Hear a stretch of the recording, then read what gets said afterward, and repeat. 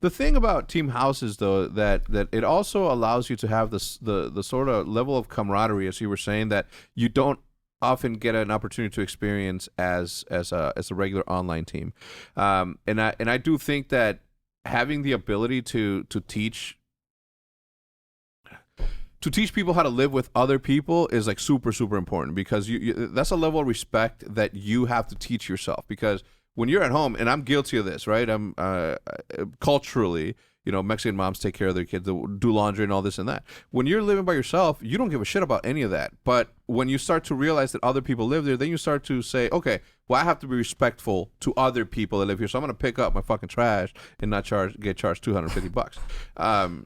But it does help in that. The other thing that I think a lot of people missed out on was the opportunity to live there and create content out of there. Not just practice, but actually create content that was going to help their channels grow to something that, because it does help, obviously, right? To have big personalities on your YouTube channel as part of your video every single day, that fucking helps. That was the other reason why I think that we had such success, because it didn't take...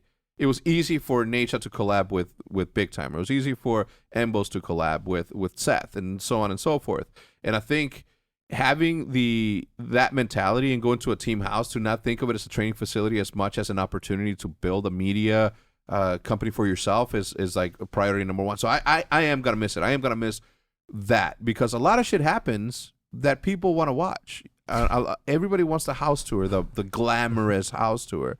That's going away, and now it's going to be like, well, this is what my training facility looks like. Yeah. You know what I'm saying? And as cool as it is, and as thankful as we all are, loses the realness a bit. It loses the realness a bit. It loses that startup, like grimy grind that you have to go through. And we romanticize and look at it through rose-colored glasses as much as we want, but it was a beautiful moment. I mean, there was like rats in the house at one point because all the garbage. So like we definitely look at it through a lens. So yeah. It was like Flame Sword always tells a story how he'll be watching TV downstairs, then they're all blazing up and they're just chilling watching TV, and all of a sudden they see beep beep beep beep, beep, beep, little Mickey Mouse come out of the fucking thing, and then I get there and I'm pissed. I'm human. I'm like, you motherfucker! I told you guys all you have to do on Wednesdays. Take out the trash. That's it. Take out the fucking garbage. Like I cannot and I had to get the maids to come on that day and to take out all the garbage. Otherwise, it was never going to happen. At one point, right, and we live right next to the forest too in Illinois. Like there's a lot of wild animals out there. Luckily, it wasn't a raccoon infestation, right? Because that would have been tougher. But like it was, there was a point in that where you couldn't even get to the car because have you ever seen hoarders? Yeah, that's what the garage looked like, but with full of garbage. And I'm just like, I'm throwing all this shit out, and it'll be like, Nate will be like, no, I got my golf clubs in there. I'm like, oh, if you can tell me where, I'll let you keep them, okay? But no, there was nowhere to be found. Nate had like bags upstairs. He had a family of mice up there. And it wasn't gerbil. I'm like, why don't you just buy them little running wheels while you're fucking at it, right? So you could get some exercise. It teaches people to grow up. That's what those houses did, and that's what a lot of that was for us, especially. Like, and I'm sure it's going to be a lot of that for Ilya and Shotzi living all alone for the first time. Are they rooming together? Or? They're not rooming together, but they're nearby. But they're both 18. They've never lived out of their parents' house. Like, there's always going to be that growing up stage. Yeah. And I think now it's accelerated because back then we're all living in a house and like.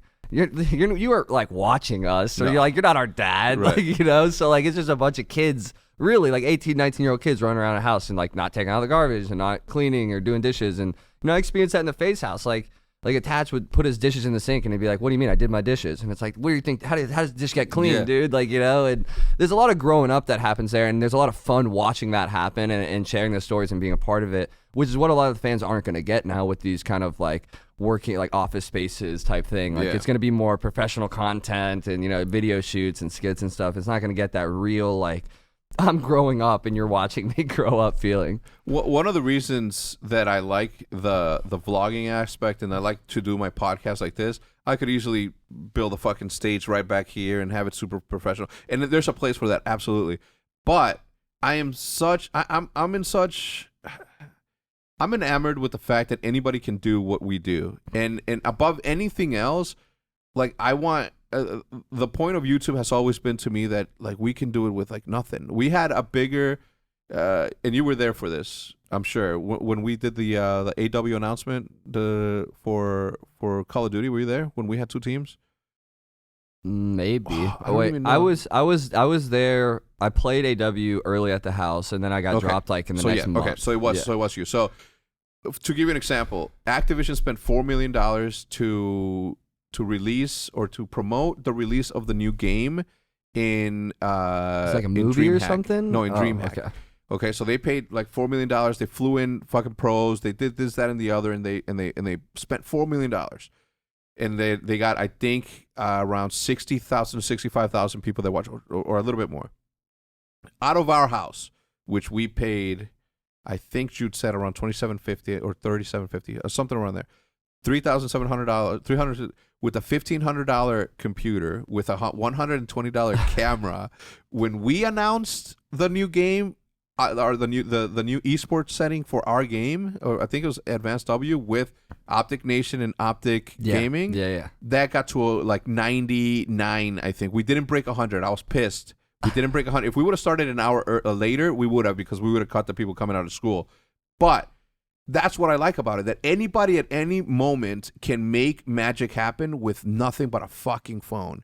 And I think that we're also going to lose that with the amount of money that's coming in, because we are going to have the professional settings. We are going to have that. And that's going to make it, I don't want people to be disillusioned with the fact that they can do it. I don't want them to see the stage and be like, the only way to be successful in the space is if you have a stage like that and a camera that's expensive as fuck. Matt, how much are these cameras? The one that I'm pointing at? $400. That's $800. The only expensive camera is the $5,000 one that I have right there, which is my Sony A7S, which I also vlog in which we also shoot everything with. So that's worth it. Yeah. But to throw a podcast, you can go that. There's only two people running this shit, right? Maddie edits, I do the thing, and that's a two-man show, right? The way that Hitch won 2 esports industry awards, or whatever, was because he had a story to tell, and we gave him nothing. I gave him nothing. I literally just gave him a camera, a plane ticket, and a bed. And he just, on his own shit, went out and recorded it. I didn't give him the most expensive. I mean, actually, I did give him the most expensive camera. It was the 5D Mark, whatever. But that, I think, is also going to get lost out there. And I don't want anybody that watches this, do not believe the hype. Okay? You will be able to do something with just a fucking phone. More than ever now. Right? And then work yourself up to buy the cameras that are going to make your quality better. But there isn't that big of a difference in quality if the story's not there to fucking begin with. Like, everybody has something to say. I think the biggest thing for us when we were doing it, at least, like, we were trailblazers in a way, especially like you guys' Optic. I mean, Matt and you basically taught me how to do content. I mean, the first time I came to the 650 Russell House, me and Matt did a like intro vlog, like right there, and y'all really taught me how to be comfortable in front of a camera and do the whole content thing. But back then, we were wondering if it was going to work. Like, we were wondering if this is worth it, if it's sustainable, if this is going to work. Whereas nowadays, you have proof it's going to work. So, like, if you just do it, save up some money, buy a camera, buy a mic, and just start doing it, then, like, you have proof of concept that it does work if you find that niche or you find that, whatever it is to where you fit in or you tell a good story or you film something awesome or even do a podcast just, like, regularly. It'll probably grow, And that's something that I've told people all the time. How do I get started? I was like, just start doing it. Like, you just got to start doing it every day. Just start doing it. And hopefully you get to a point, it does require a bit of luck, but I mean, if you have the storytelling or the charisma or the personality or even just like the motivation and the eagerness to do it, the passion, like, you'll do it. You'll be successful in whatever you do. Yeah. Because at the end of the day, whether you get paid or not, whether it grows or not, you still created something that belongs to you. And it's a creative piece that look, if you ever sat there and like, I think I'd be good at podcasting, you probably are. You already are, because you already think that you're going to be. And if you start your podcast and only 10 people watch it, you still made a podcast. You still created something, and that's your reward. That should be the thing that you're proud of, the fact that you thought about wanting to do something and you went out and did it. That's like part of it. And if you focus on that instead of the monetary gain that now you see, like, it wasn't always like this. Like you said, it's us doing the hard work and going out there and figuring out whether or not it was going to work for you to get a proof of concept for you. You should just have all the confidence in the world. It may not be for you, but guess what? It fucking might be for you.